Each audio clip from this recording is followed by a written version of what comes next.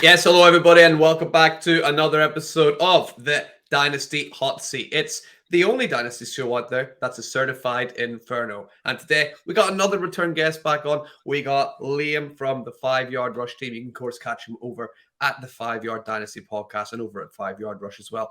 And one of the organizers of the UK Fantasy Football Collective event. Can't wait to get talking to him about all things Dynasty and a couple other things as well, just for good fun and good times for all. So let's get this show started and get right into it.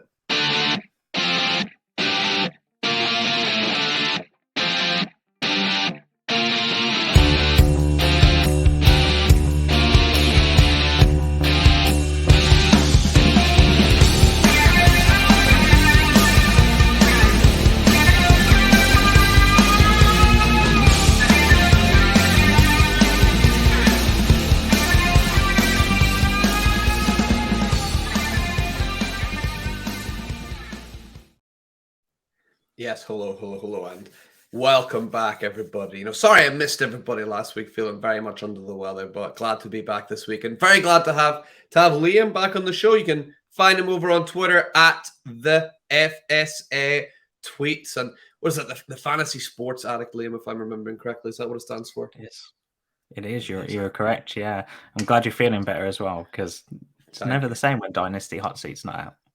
Oh, thank you very much, and keen viewers, if you're on YouTube, you may have noticed we've added a little extra. Today we've actually got the flickering flames actually moving about below. So hopefully everyone's enjoying that. And hey, if you enjoy it, why not hit that subscribe button on YouTube, right? That always helps out. So Liam, great to have you on board. So obviously you do stuff for the 5 Yard team, your 5 Yard Dynasty show. You're involved with the UK Fantasy Football Collective group. You're a busy man. It's great to have you taking some time out and coming on the show. How you doing? Yeah, I'm all good.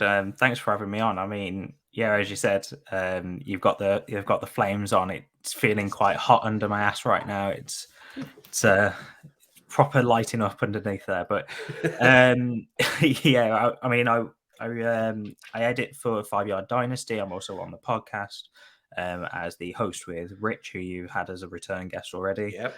And then. So all of their work, including our writers, the podcast, everything is at 5 Yard Dynasty. And then also the UKFFC or the UK Fantasy Football Collective. We run an event every year. Last time I was on the show, it was just before we announced it. So I couldn't remember whether the pod was going to go live before or after the announcement. So I was struggling to decide whether to say too much, but I'm happy to announce that the 2022 event in July that's just gone was amazing. We had about 75 people there, which is great for the first ever event of that kind. And then, we've already announced the 2023 event. It's going to be at Belushi's in London Bridge. And that's going to be roughly 200 to 300 people capacity. So we're trying to fill that out as much as possible, as you can kind of understand. I know Mags was there along with the rest of the wildcard group, and 5 Yard Rush was there. There were plenty of people there. But yeah, if you want to go find out more information at UKFFC on Facebook or at _UKFFC on Twitter. You buy your tickets, £10 each. Everything goes to charity. We had an auction last year. We had raffles last year. We had panels. This year, it's going to be bigger. It's going to be better. And we're going to have a bit more, as a slight teaser, we're going to have a bit more focused around new into basically everything, new into content, new into fantasy in general, new into Dynasty. We're going to look at a lot more in terms of that, as well as all the usual panels. So get your tickets. Absolutely love that. And I bought my ticket the first day it came out. I must be one of the first tickets to be bought. I don't know if you can check, but I must be up there for one of the first. I'll sit here and check for you while you carry on with the show. Oh, that is fantastic. So we're going to get into a few different things. We're going to have kind of a first here for I think on the Fantasy Football Collective. First on the Dynasty Hot Seat, we're going to have Liam's in the middle of a very special league where he's actually drafting right now. he's on the clock. We're going to get to that in a little bit, and we're going to make his pick for him. And then we're going to have a look at 2 dynasty leagues, one with myself and my team, and then one with Liam's team as well. But the first thing we're going to do is just get into just some general hints and tips for dynasty players, and it could be for this week, it could be just in general. We'll have a little chat about it as well. So Liam, you got any hints and tips for the people listening? Yeah, I mean, first of all, play Dynasty like it is a stock market. I know that there will be other people that have come on and said this, but I cannot hit home how important this is. Play it like it's a stock market, even if you don't like stocks. And unfortunately, Dynasty is what it is. The values will go up, values will come down. The only thing that is constant is that picks will always get more valuable as you come to that draft, and then that is when they're most valuable. Other than that, every player's value could go up and it could go down. We saw Jonathan Taylor, consensus running back 1, Najee Harris, consensus running back 2, near enough. Or you had DeAndre Swift running back 3. You had that sort of top 3 at your running back position in the offseason, and all 3 of them have come down in value. You've still got JT as your running back 1, maybe in Dynasty, depending on who you speak to. But at the moment, you can see that value decreasing. You can also see Justin Jefferson's value still rocket sky high because just incredible. So always play Dynasty like a stock market, basically, and try to buy low and sell high, but you're never going to know whether you're actually buying low or buying high, unfortunately. Yeah, I think that's a really good tip. That's kind of how I do try and approach it, especially as you kind of grow and you get in more and more leagues. It's like just recognizing dips and recognizing peaks, and I think it's definitely harder to sell at a peak, right? Because you're like, this player is producing and he's doing stuff for me. Like right now, I mean, you should probably sell Josh Jacobs, right? But nobody wants to. Like he's about as high as he's ever going to get, but he's usually on a contending team at this stage, so it's hard because you're like, if I sell him, I'm not a contender. So it's really hard with Dynasty, right, to try and balance that. And then I certainly find it easier to spot the dips. Like, for example, it was last year whenever AJ Brown was going through a dip, it's like, I'll have some of that. Like, I'll buy me some AJ Brown. Yeah. And this year, Elijah Moore, I suppose, right, has been one of those guys that went through a big dip, and I was like, let's see if I can get Elijah Moore for a third. I think in 2 leagues, I got a bite on a third and a fourth for Elijah Moore, and that's already starting to go up like that, right? Yeah, that's an incredible deal. I mean, if I had Elijah Moore, which I do in a lot of leagues, I have so much Elijah Moore. The only reason I know that is I drafted a lot of Garrett Wilson because he was my wide receiver 1 in this draft. And then I ended up with 2 Jets wide receivers on a lot of leagues. But yeah, just the idea of buying low and selling high is so simple to say, and it is so hard to execute. As you said, Josh Jacobs. I mean, the chances of you being able to sell him right now, he's either on a contending team or you're having to pay a ridiculous amount to try and get him. I think, if you can get him for a 23 first, then that's a good value. Like mid to late 23 first, that's good value because, as you said, I don't think his value is going to be any higher. No, certainly not. Especially like look at it at the start of the season, people were like, Zamir White's going to take over the backfield anyway, so why would I want Josh Jacobs? And it's amazing how much things change. So you gotta treat that like a stock market. And what I also quite like, one of the guests I had on before, you can find him at Charles Chill FFB, I think it is his Twitter handle.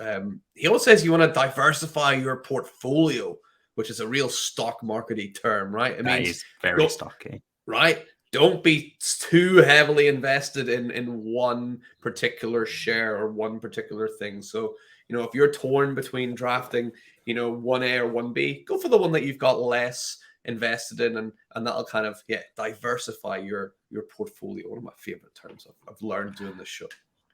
I kind of like that tip, but at the same time I don't, because I'm a firm believer of going to get you guys. So I if you are stuck between 2, I get it.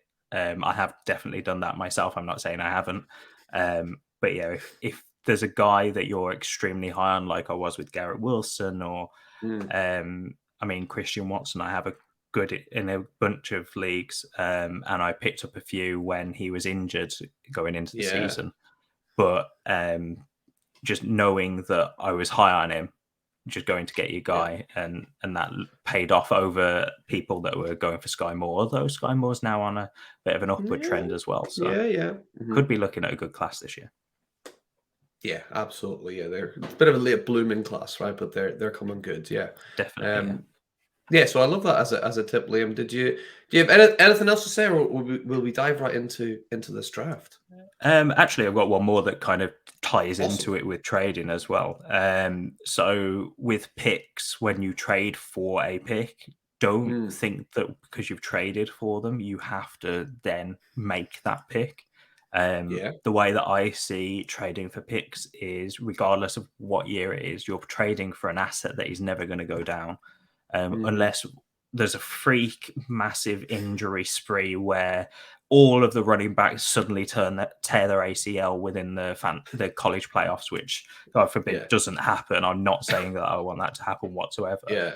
But unless something ridiculous like that happens, which the likelihood is so minuscule that it's never going to happen, that pick value is never going to go down. So when you trade for a pick, you are trading for that constant value that will never change up until, or will never go down and depreciate. So when you trade for a pick, don't think, okay, I've traded, I've got to think of who I want in say the 108 or 109, wherever that pick is going to end up, because you can always move that pick afterwards. Yeah, I really like that as well, especially for like picks kind of down the line, right? It's a good idea that you might have that 20. Say you trade for 24 pick right now. People are like, "What are you 24 pick?" This time next year, people are be losing their minds about Marvin Harrison Jr. or whoever else is coming out of that class, right? And then that pick's value, right? It's never going to go down. It's only going to go up. And there's no point thinking I'm definitely going to take this guy, because you don't know who's going to go where, until the NFL draft usually, right? So use those picks as different, like, I don't know what the equivalent is in the stock market, Liam. I'm not that smart, but I imagine there's some kind of equivalent, like some kind of bond, right?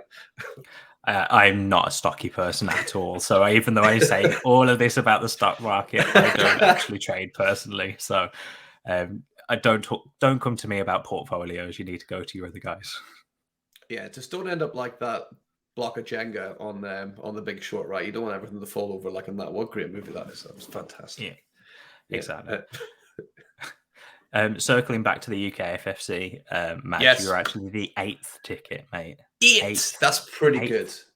Yeah. Wow. So you were one of the first, but you were not the first. Not the. Well, I thought the organizers might get in ahead of me, right? You guys might. I'm only counting general admission tickets, not even panelist tickets and stuff. So, but looks of it, a few people got there a day or two before you. So you were very early on, and we appreciate your ticket. But sorry to burst your bubble there, mate. 2024, I'm going to be first on that list, right? Can I buy my ticket? Mate. Yeah, I'll buy the 24 ticket today, so I'm like a year ahead of everybody, right? I'll give you a heads up. I just wanted to say, sorry, I completely forgot the date. The date is the 8th of July, 2023 for the UK FFC. Shameless, so guys. Go need to put that in there. Absolutely, yeah, guys, go get your tickets, and I'll see you there, right? Amazing. Yeah, we will. All right, Liam, let's dive in then, and let's have a little look at. We're going to go into one of your teams first now. Do you want to explain? I'll pull up the draft board here. Do you want to talk us through? This is a kind of different style of league, right? Do you want to talk us through what is this league all about, and how is it kind of different to your standard Dynasty league? Yeah, so I'm pretty sad in terms of during the season, I'm cooking up new league formats for the off season that I can then execute for the following season. So this is something that came up during the last season, so the 2021 season. And it's completely redraft. It's nothing to do with Dynasty, but I just thought it'd be a good exercise to have on here because it only looks at the following week. So it's called Redraft Extreme. I'm not going to take the credit for that name because Luke in the middle actually came up with the name. I know Luke, yeah.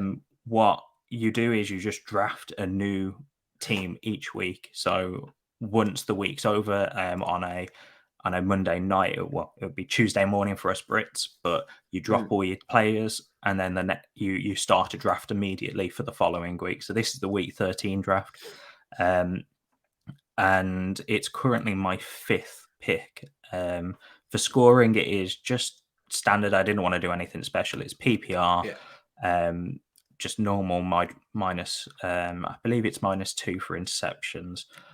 No tight end premiums, no first down points or carry points or anything like that. But it is super flex, and it is 9 teams. So I can pull the teams up in a second. But is there anything that you thought was quite interesting just from that initial look? Because this is only looking at week 13. I mean, the first thing that I am noticing right away is Christian Watson has gone very early, right? Look at that. He's gone right after Mark Andrews. So obviously we got a believer in what is that a Packers fan? Is that Aaron Jones? Aaron Jones above? It is a Packers fan. For some reason the tab doesn't want to show the team properly, but I'll let you look like this. But it is a Packers fan that took Christian Watson in the 3rd. Yeah, I thought that might be right, but that's what, man, the guy's been on a roll. He scored six touchdowns in the last 3 games, or he has 6 touchdowns in the last 3 games. He's been a wide receiver 10 or higher in the past 3 weeks as well, which is incredible. Yeah, so can't really argue against it. And in terms of the team you've got at the minute, you got Dak in there, right? You got Jamar Chase, who's due to be back, I assume, then, right? I hope so, because otherwise I'm having to pick someone up from waivers, and I don't really want to waste a 2nd round pick. But I thought the upside of Chase being the wide receiver 1 on any given week, especially going up against Kansas City, because as I said, you're only looking at this week, so you just want to look at this week's matchup in Kansas City. That could be a massive shootout. It could. So having the wide receiver 1 upside, that's all I needed. As I think he's the wide receiver 4 off the board there, or 5. Sorry, wide receiver 5 off the board. So. Makes sense to me. And then Mark Andrews obviously will just continue to be Mark Andrews. And then you go in for Deshaun Watson, who's got a very favorable matchup against his old Texan teammate. So that's you on the board there. Just looking at it, we're in around 5. Are you thinking, right, we need to get a running back here? There's a lot of green in that board, though. A lot of running backs gone. Who've you got available to you? Yeah, so I was looking at running backs, but I'm not hugely sure on whether I want to take any. So you've obviously got to take buys into account. So guys like James Conner is currently off the board, and with a lot of injuries currently going on, I'm not sure who I want to take. I mean, Cordero Patterson is a guy that I was thinking about. I mean, Damian Pierce, again, another guy. He's been a little bit on the downside at this point, but he's still been pretty good. But I was also looking at, this is where the 1 week thing comes in, because I was looking at Latavius Murray as well, because you would never expect him to go this early, but he's got that workhorse back right now. So he's kind of a guy that I'm thinking about. And I don't know the injury news on Jeff Wilson, but again, Jeff Wilson has been incredible when he's played. So he's another guy that I've also looked at. So what would you say, Mags? Do you want to go running back here, or should I go another wide receiver and have a look who's there? So let's have a look and see who's at receiver, right?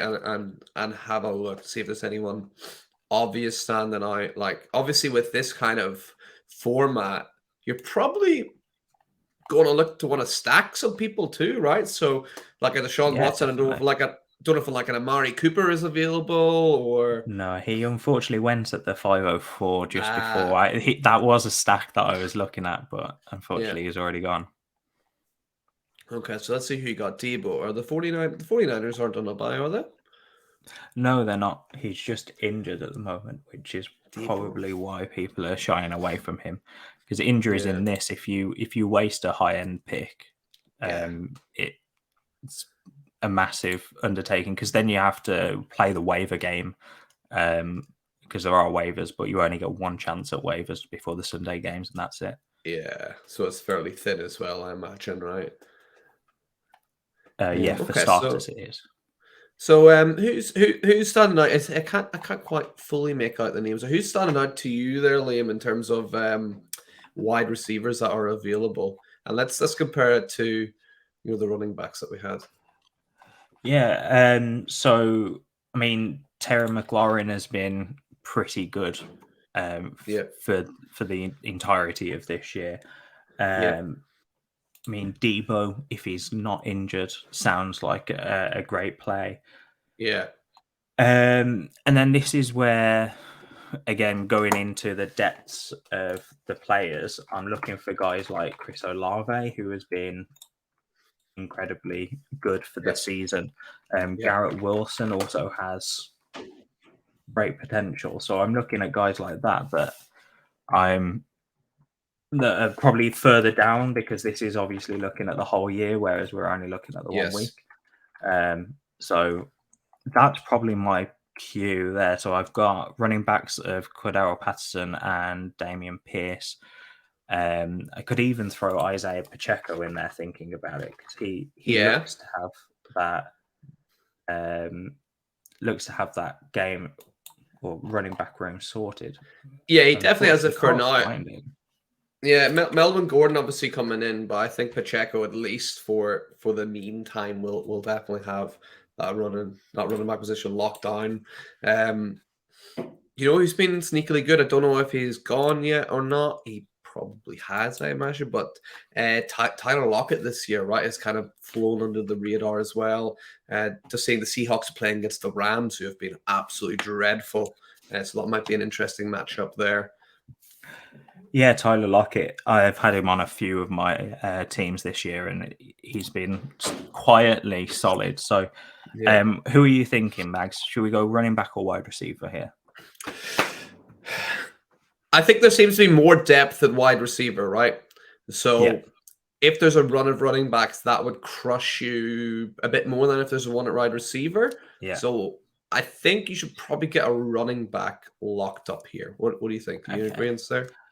Yeah, I'm agreeing with you there. So just for reference, the team is 2 running backs, 2 wide receivers, and 2 flex. Cool. So, Cool. yeah, I do agree that the depth is going to fall off pretty quickly. I noticed Miles Sanders as well, which was quite interesting. I think I'm leaning Miles to Sanders, Pierce yeah. here, but I'm kind of Yes. torn between Pierce and Sanders right now. So Pierce obviously going up against the Browns and Sanders. I'm trying to see Philadelphia's matchup. He is going up against the Titans. Titans have been okay against They have the been run, pretty good right? against the run.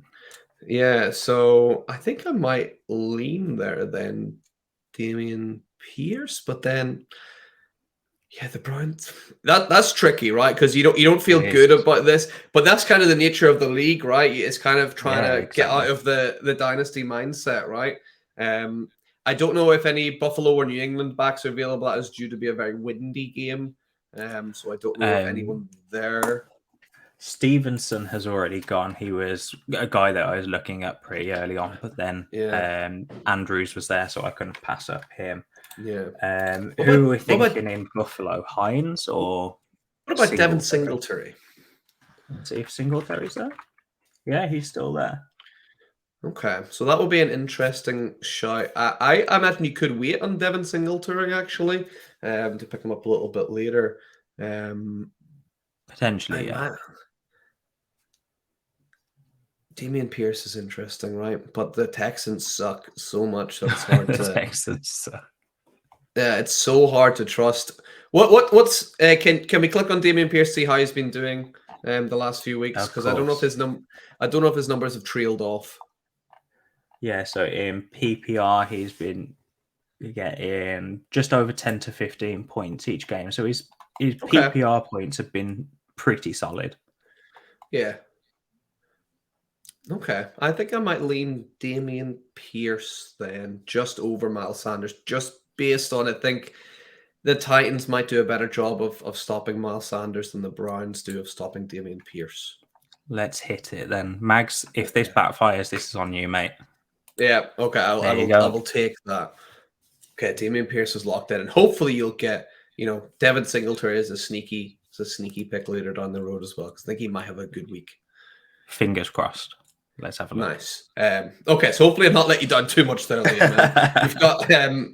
You've got your dynasty team ready for us as well, right? Which we're going to have a little look at. So now this is a big team, right? This is a 16 team league, so the roster is obviously a little less loaded than you might be used to in a 12 team kind of league. So why don't you talk us through your starting lineup from last week, and we'll go from there.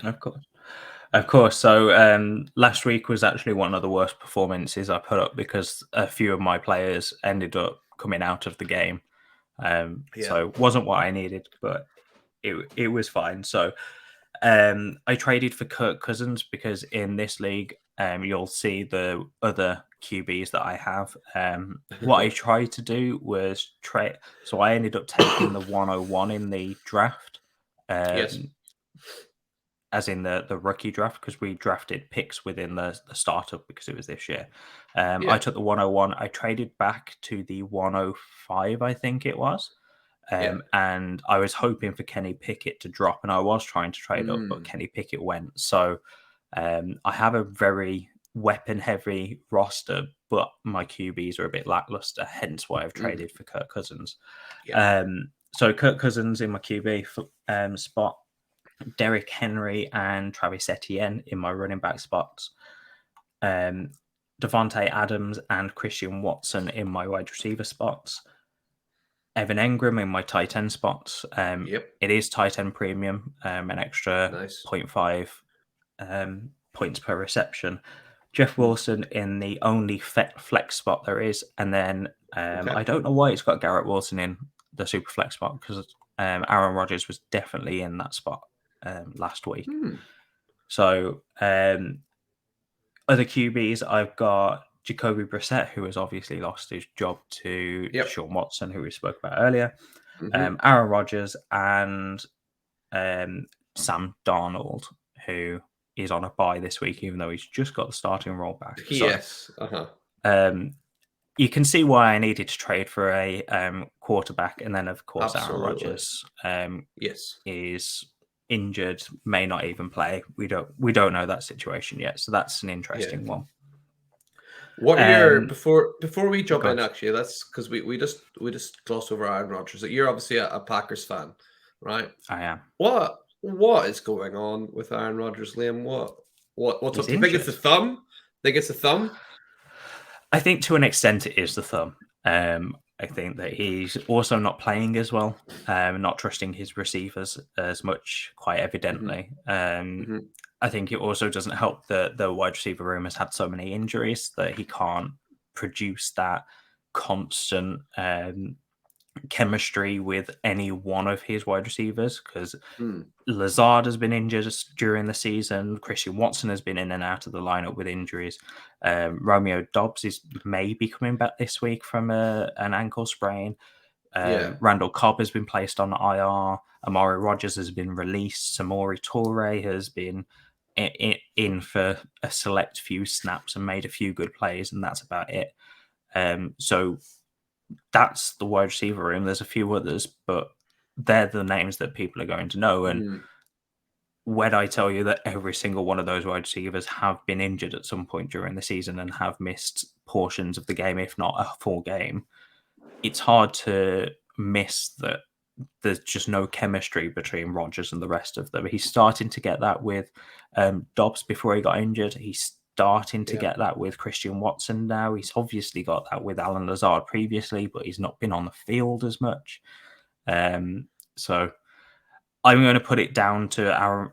So I'm not taking away from Aaron Rodgers not playing at MVP level, because he's not.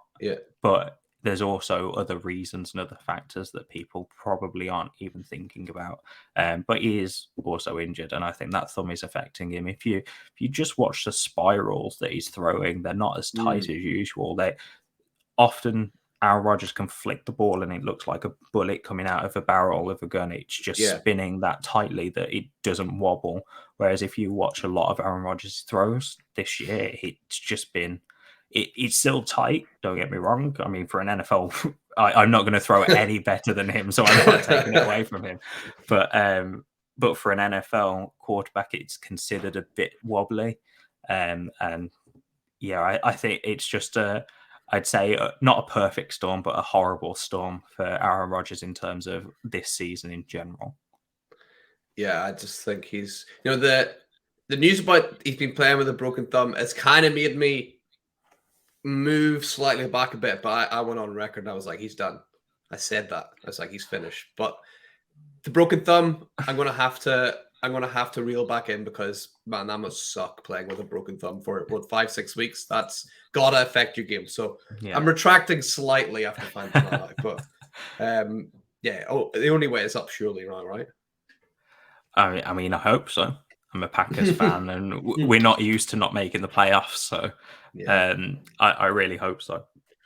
Yeah, so that's what we'll maybe get to Aaron Rodgers to see if he's starting in a minute. So sorry, you got to well, Clyde Edwards-Helaire, right? I'm a Chiefs fan, so yeah. you can throw Clyde Edwards-Helaire right back at me, I suppose, right? Yeah, Clyde Edwards-Helaire. I was really high on him, and then he did well for the first few weeks. Tried to sell him, no one bit, and then he's just. I don't even know what he is anymore. You could probably tell me more. Well, I think our friend Ali Cook said it best when he talks about Clyde Edwards hilarious, right? That's about as well as you can put it. The guy's just a joke now, right? It's he's not doing too much. And then the guy underneath him, Zach Moss, right? Not too far away. No, not too far away, Zach Moss, yeah. And then Antonio Gibson, who has been up and down this year. Yeah, Jermichael Hasty, waiver wire pickup, and then ended up doing pretty well last week. Just as a kind of a handcuff to Etienne, I suppose. When James Robinson was traded, I decided to pick him up. Caleb Huntley did well for a few weeks, and just these in a 16-team league with this deep of roster, most of these guys are speculative ads. I mean, DeAndre Carter, LaVisca Chenault, who I was massive on. He was actually my wide receiver 2 before the rookie draft because I knew I was just going to pick up a bunch of wide receiver rookies. Jahan Dotson. And then moving over to backup tight ends, we've got Austin Hooper and Hayden Hurst, who has been pretty good for me. And then, absolutely. If you really wanted to go into injured reserve, John Mechie is on there. And will be soon. Clyde Edwards-Helaire, I suppose. Yeah. And then the taxi that I'm not looking to take anyone off is Malik Willis, Isaiah Likely, and Hassan Haskins as well. All right. So you know what? For a 16 team, it's a pretty strong roster. So I think you usually have a bit more like fluff about a roster like that. So I think you've done a really good job of building that. So let's see if we can get you a starting lineup for this week then. So will we start up at the quarterback position and see who we got? Of course, yeah. So we've got Kirk Cousins, and then Jacoby Brissett, who isn't starting. Yeah. Sam Darnold, who is on a bye, and then Aaron Rodgers, who is potentially injured.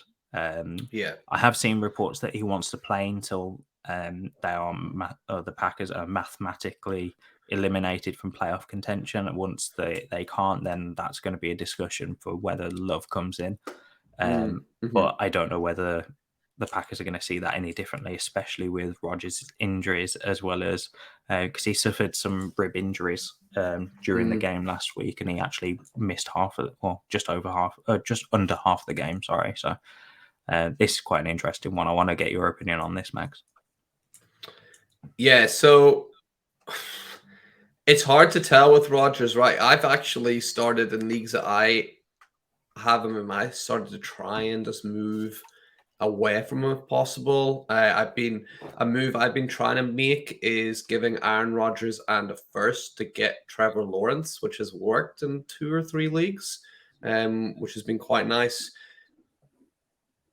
I don't know. I think he will play. If there's any chance Aaron Rodgers is going to play, I think that the Packers will go out and start him.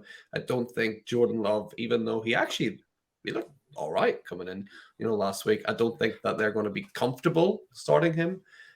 So Rodgers, I wouldn't start him in that quarterback position. I think Kirk Cousins is definitely safe, but I think you could throw him in your super flex for now, right? Unless there's any news comes out. Yeah, I think Superflex is the place to put him. Because I've got so many options. If Rodgers it doesn't play as well, it might be worth putting like a guy like Garrett Wilson in, who would have scored me more points last week than Aaron Rodgers. Yeah, absolutely. So let's leave Rodgers there for now and have a look. I mean, what an awesome room of running backs there. I don't know if unless Travis Etienne is going to end up missing time. I think Henry and Etienne are two very solid teams. Although playing against the Eagles obviously being good against, they've been good against the run and they've been good against the pass. They've been good against everything this year. Does that give you any pause, or is it just like, nah, you have to start Derrick Henry? You have to start Derrick Henry. Yeah. I mean, start of the year when he didn't start off very good, I was a bit concerned, especially as I drafted guys like Devontae Adams, Aaron Rodgers, who also didn't start the year off very well. Yeah. That week one was not very nice for me because I was just thinking, what have I done? I've gone half and half, which is what I don't normally do. I normally tend to commit to win now, or I tend to commit to winning in the next 2 years. Whereas with this, because I got Derrick Henry and Devontae Adams in very good spots, I decided to take them, even though I ended up having 3 to 4 first-round rookie picks. So it was not my usual one, but yeah, for Derrick Henry, I'm starting him every week. There's not a chance, unless it's obviously week 6 when he had his bye. Yeah, absolutely. And I think probably the same with Travis Etienne, right? If he's healthy, he's been playing really, really well. I didn't see anyone in particular, leaping out at me on your running back bench. Unless you want to scroll back down and show us who was on your bench again, just to make sure.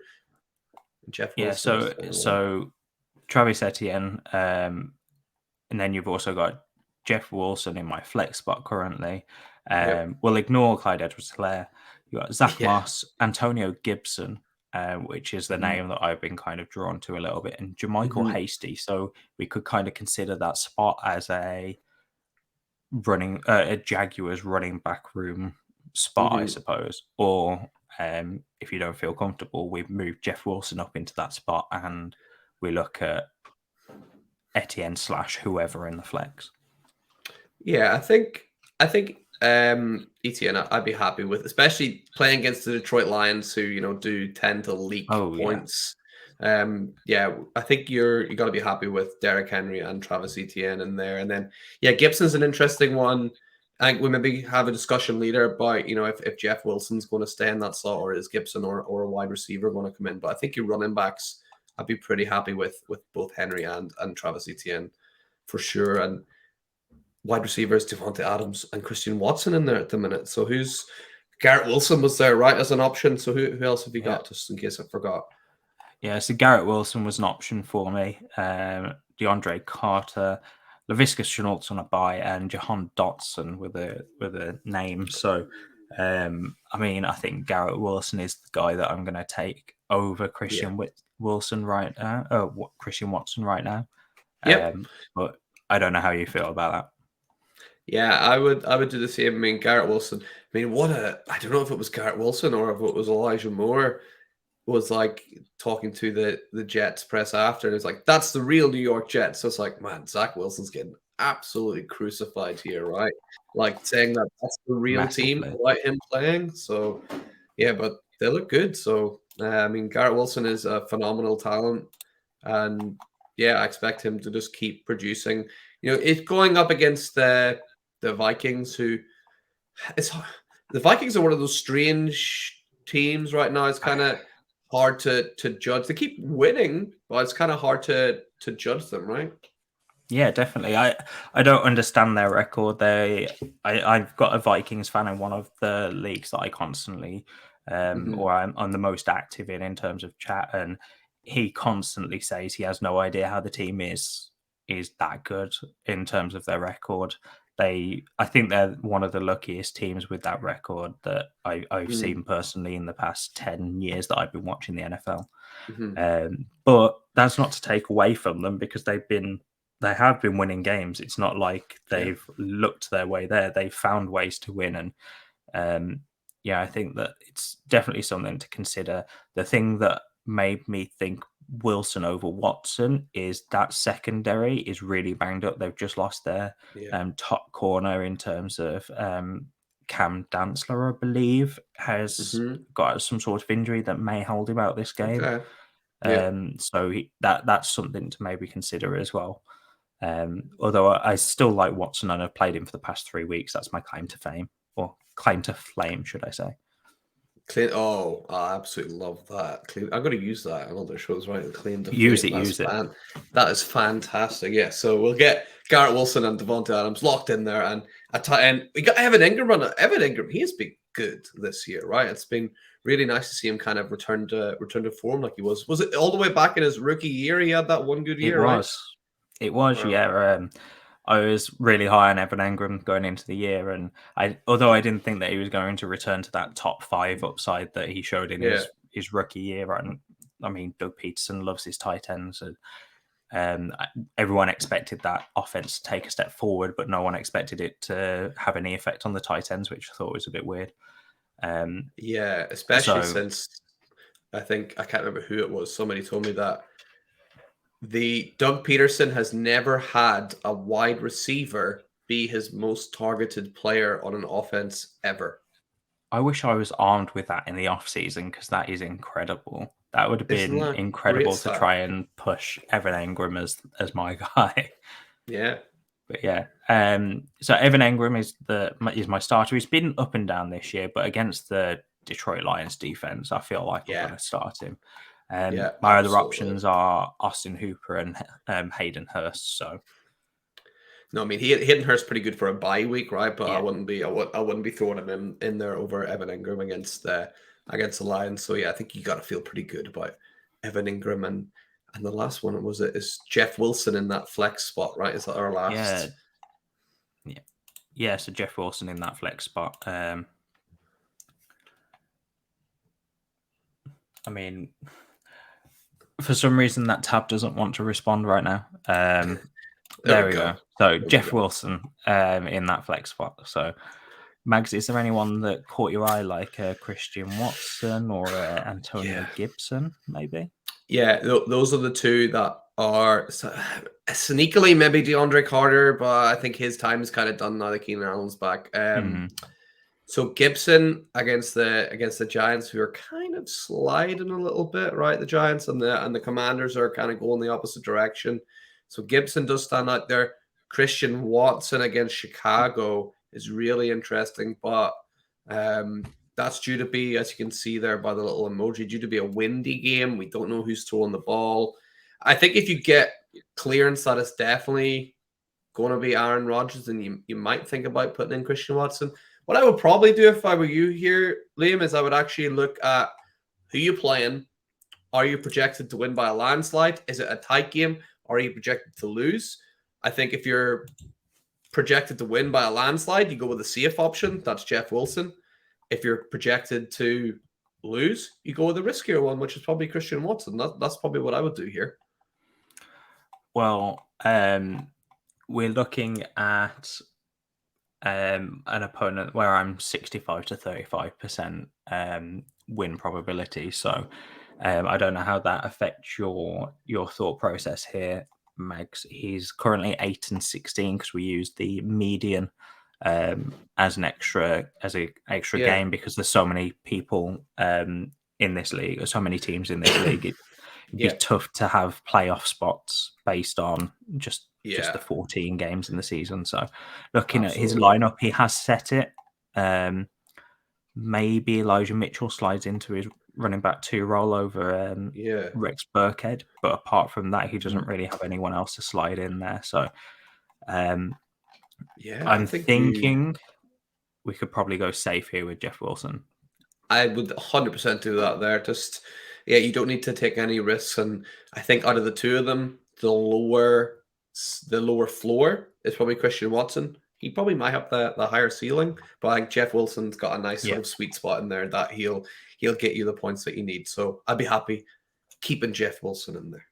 Yeah, I'm with you on that.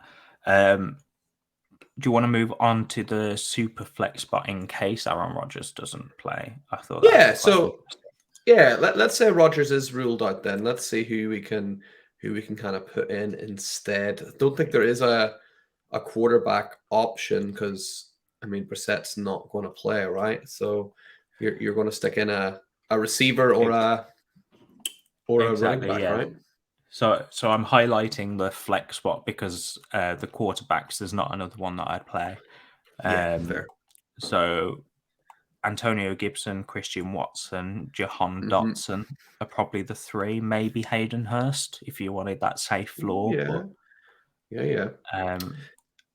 But where would you go with this one? I think I already know my answer, but I want to hear your thoughts before I say anything.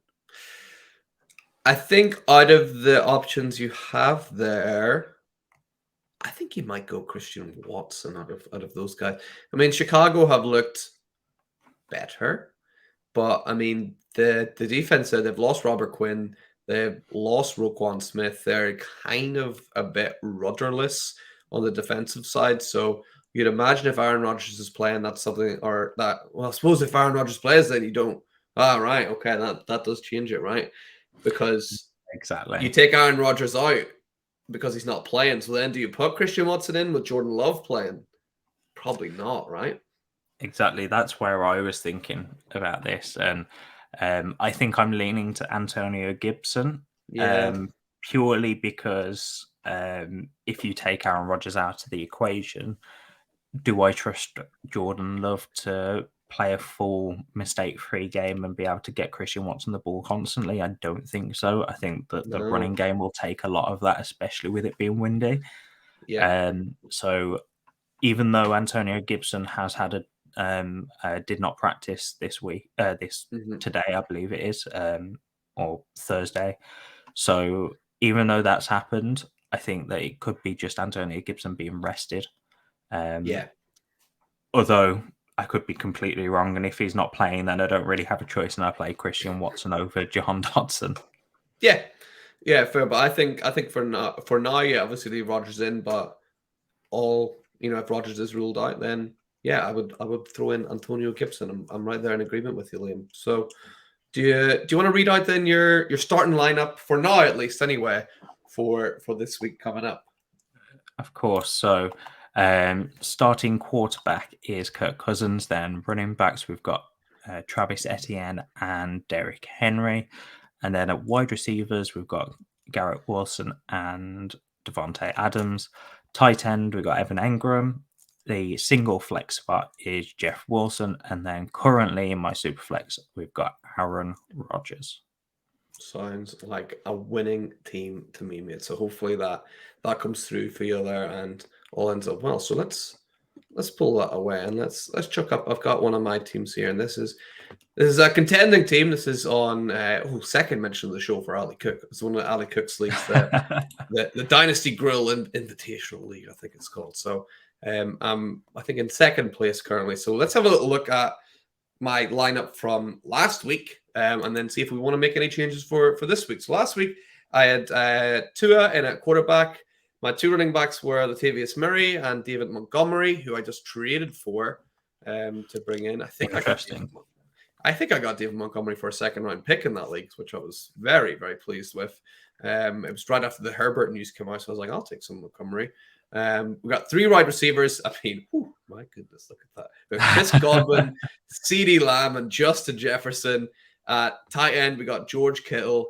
And then in the flex spots here, we got Gus the Bus Edwards, Michael Pittman Jr. And then we had Kyle Allen in the super flex that week. Wow. Hopefully we had some people on bye or some people injured, right? So let's see if we can replace some of these players and see who's lurking on the bench then. So first of all, quarterback Tua for me is a sneaky outside chance to win MVP this year. That's how well I think he's playing. What do you think about Tua?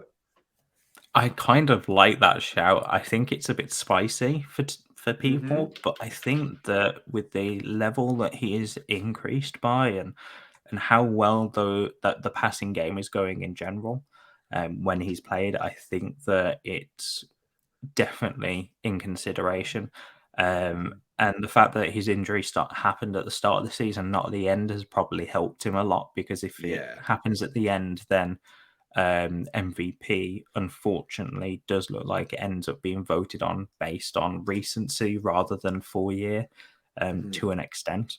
So, or recency is at least taken into account. So, Mm-hmm. I do like Tua as a dark horse MVP candidate. I don't think he'll win, but I think that No. I think it's an interesting call Yeah, to say the exactly. I mean, least. the NFL are just going to probably give it to Aaron Rodgers again, right, Liam? That's what they always do, right? They just said, "Give it to that I guy." wish, but Yeah.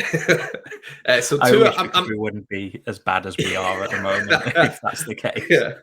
So Tua, I'm pretty sure I'm going to be happy with Tua, but let's have a little look and see what the other options are at quarterback because I'm pretty sure we will place old Kyle on there before Tua. So right away we can see we have Deshaun Watson Oh, we and know. we got Davis Mills. I don't think we got anyone else in there. So immediately you're probably thinking the same thing as me, which is we take out Kyle Allen, we put in Deshaun Watson, right? Oh no, I thought Davis Mills was going to be your super flex. I mean, I do love me some Davis Mills. I mean, but I Go thought on, put Watson in there. That's not even a yeah, question. let's get Deshaun Watson in there. And this is the really interesting time for Dynasty because I mean, Deshaun Watson coming back has been what a lot of teams have kind of been waiting for, right? A lot of people, I mean, myself included, I'm going to be fully transparent, have used what has happened with Deshaun Watson to go and buy Deshaun Watson for really cheap or draft Deshaun Watson far later than his talent is worth. How much of an impact do you think this is going to make long term for Dynasty? That a player of this magnitude coming back for so little, what most people have paid from at this stage, what kind of impact do you think that's going to make? If you're in a rebuild and you've got Deshaun Watson, it's going to turn your rebuild right around, and you should have been planning Yeah, on that type of impact, yeah, in my opinion. If you're a contender and you've been waiting for Deshaun Watson to come back, you're instantly going to get one of the elite talents in fantasy quarterback hmm that you're going to see in the league.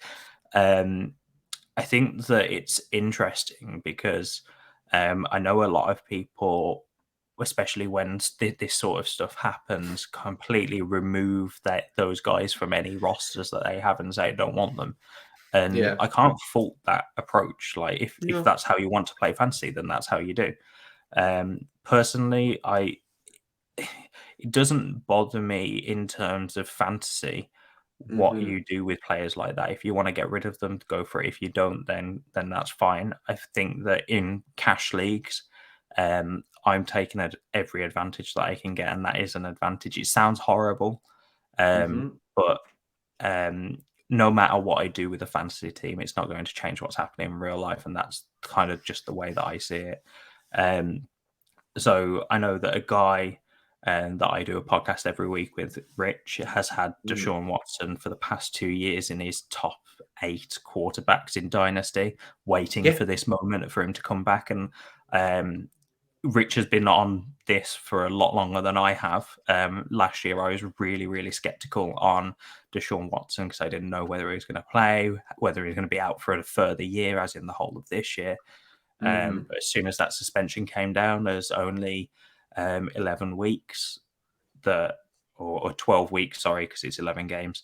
Um, in Deshaun Watson instantly was in my top. I think it's my QB7 at the moment. I think he's kind of stayed around that. He's been quite stable yeah, because players have moved up and down around him, but he's not done anything to move up or down, so I've not really moved him. So I think if you got him cheap, then that's going to massively change the outlook of some rosters that most people, when I say most people, I mean people outside of you, if he's on your roster, would Yeah. have really thought of, because they might be looking at your team going, okay, you're on the fringe of playoffs. You're what, 9-1? It's probably a little bit high. Say 6-7, or Yeah. 7-6, however it is. Yeah.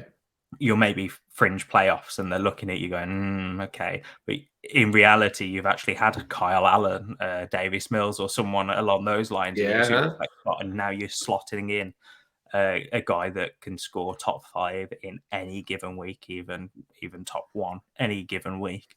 That's going to be incredible for a lot of dynasty rosters. Yeah, this is the guy that his last full season led the NFL in passing yards with Will Fuller and Brandon Cooks. And now he's got Amari Cooper, he's got David Njoku, he's got Donovan Peoples-Jones, a much better set of receiving weapons than he had. Obviously, he'll be a bit rusty. I'm not expecting huge things really from him this year. I think running into next year, Definitely. that's going to be really, really good. And that's kind of one of the things you have to look at in Dynasty is that long-term play. So we'll get Deshaun Watson locked in there playing against the Texans. And I also want to say, just as a caveat, man, I really hope the Texans win that game. How good a story would that be, right?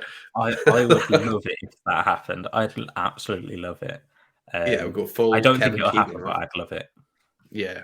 So that would be the ideal scenario is, Deshaun Watson does come back, but loses to the Texans. That'd be great. I would love to see that. So let's move on to the running back room. And Latavius Murray in there, obviously he's the lead back now over at the Denver Broncos, and David Montgomery, who I picked up to kind of strengthen my running back room. Let's have a look and see if there's anyone we can bring in to replace him. We got Gus Edwards, who's in the flex spot there for now. Apart from that, we got Leonard Fournette, who is still questionable.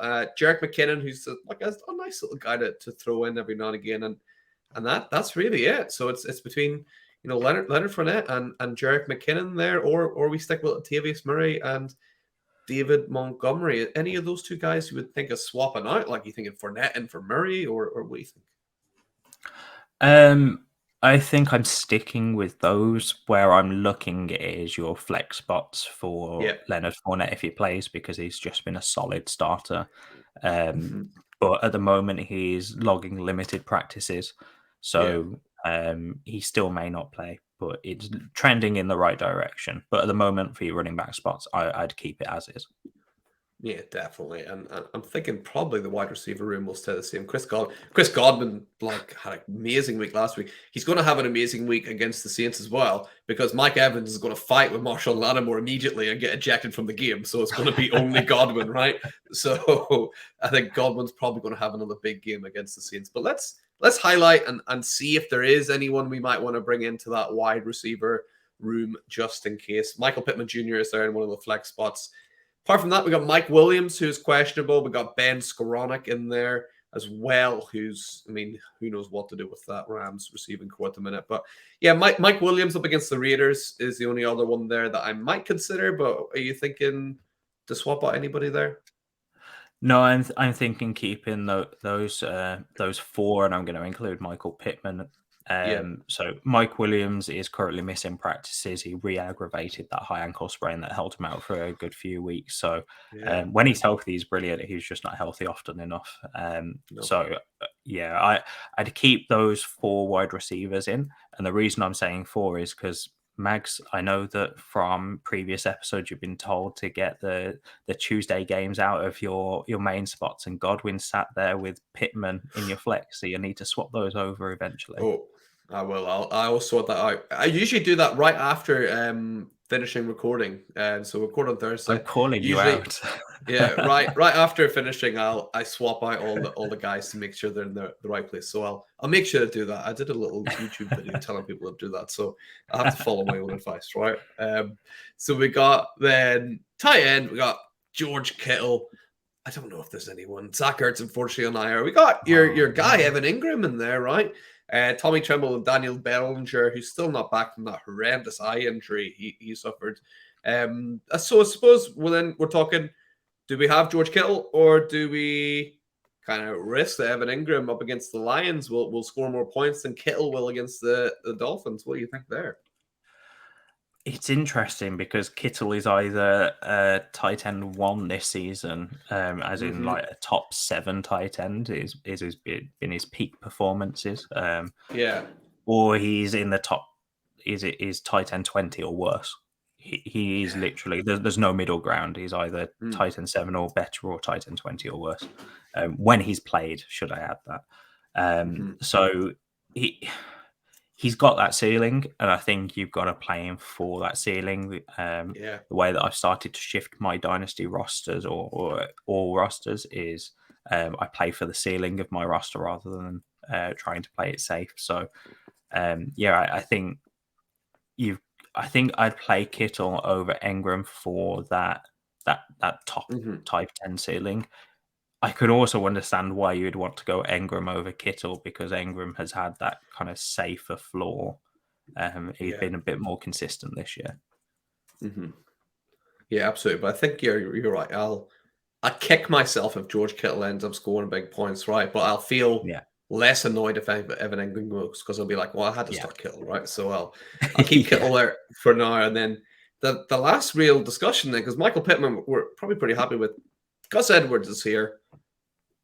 So is Leonard Fournette going to come in? Mike Williams, we know, probably isn't. Evan Ingram could come in there as well, right? Who we just talked about. So do you think we should be taking Gus Edwards out, who's playing up against the Denver Broncos? Or should we keep in Gus the Bus? What are you thinking? That's meant to be a windy game, the Ravens versus the Broncos. So that could be a very heavy run game script. The issue with it even being a run game script is he's never going to be the lead workhorse, because that's going to be Lamar, regardless of who is back there, whether it's J.K. Dobbins, whether it's him, whether it's Kenyon Drake, as we've seen a few times this year. Lamar's still going to be essentially a running back by committee guy in there. So I personally would be looking at putting Fournette in over Gus if Fournette is cleared to go. But with how late that game is, because that's the Monday night game, I think I just have to play it safe and take the guaranteed points from Edwards, just in case Fournette is declared out, unless it comes out that Fournette is more than likely to play, and unless it's like a pre-game warm-up injury, then I'd probably swap Fournette in. Yeah, that's exactly what I think I'm going to do. I'm going to wait and see. I'm going to be scanning, Ian Rappaport on Twitter. That's where I always go for my injury news. So have a little look out for that and make sure that there's no news about Edward. I mean, on all likelihood, Gus Edwards probably going to get injured between this recording and the game anyway, right? So he'll probably not be playing anyway. So we'll leave him in there and let's do that, right? Let's get Michael Pittman up there before I get in too much trouble, right? So we'll put him up there. And that brings us to the end. So let's have a little look then at the team. I don't think we changed too much. So we got Tua in there.